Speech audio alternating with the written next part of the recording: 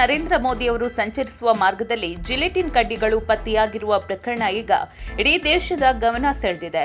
ಕೇಂದ್ರ ಸರ್ಕಾರ ಈ ಘಟನೆಯನ್ನ ಅತ್ಯಂತ ಗಂಭೀರವಾಗಿ ಪರಿಗಣಿಸಿದ್ದು, ದೇಶದ ಘಟಾನುಘಟಿ ತನಿಖಾ ಸಂಸ್ಥೆಗಳು ಈಗ ಅಖಾಡಕ್ಕೆ ಇಳಿದಿದೆ. ಹೌದು, ಈ ಭದ್ರತಾ ಲೋಪದ ಬೆನ್ನಲ್ಲೇ ಎನ್ಐಎ, ರಾ ಮತ್ತು ಗುಪ್ತಚರ ಇಲಾಖೆ ಜಂಟಿ ಕಾರ್ಯಾಚರಣೆ ಆರಂಭಿಸಿದೆ. ಎನ್ಐಎ ಡಿವೈಎಸ್ಪಿ ನೇತೃತ್ವದ ತಂಡ ಈಗಾಗಲೇ ವಡೇರಹಳ್ಳಿ ಗೇಟ್ ಸಮೀಪದ ಸ್ಥಳಕ್ಕೆ ಭೇಟಿ ನೀಡಿ ಪರಿಶೀಲನೆಯನ್ನ ನಡೆಸಿದೆ. ಬೆಂಗಳೂರು ದಕ್ಷಿಣ ಜಿಲ್ಲಾ ಎಸ್ಪಿ ಶ್ರೀನಿವಾಸ್ ಗೌಡ ಅವರಿಂದ ಅಧಿಕಾರಿಗಳು ಸಂಪೂರ್ಣ ಮಾಹಿತಿಯನ್ನ ಪಡೆದುಕೊಂಡಿದ್ದಾರೆ. ಪ್ರಧಾನಿಯವರ ಭದ್ರತೆ ನೋಡಿಕೊಳ್ಳುವ ಎನ್ಎಸ್ಜಿ ಕೂಡ ಹದ್ದಿನ ಕಣ್ಣಿಟ್ಟಿದೆ.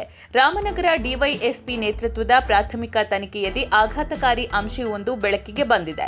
ಈ ಜಿಲೆಟಿನ್ ಕಡ್ಡಿಗಳಿದ್ದ ಬಾಕ್ಸ್ ಅನ್ನ ಯಾರೋ ಉದ್ದೇಶಪೂರ್ವಕವಾಗಿ ಅಲ್ಲಿ ಇಟ್ಟಿದ್ದಾರೆ ಎಂಬುದು ಬಹುತೇಕ ಖಚಿತವಾಗಿದೆ.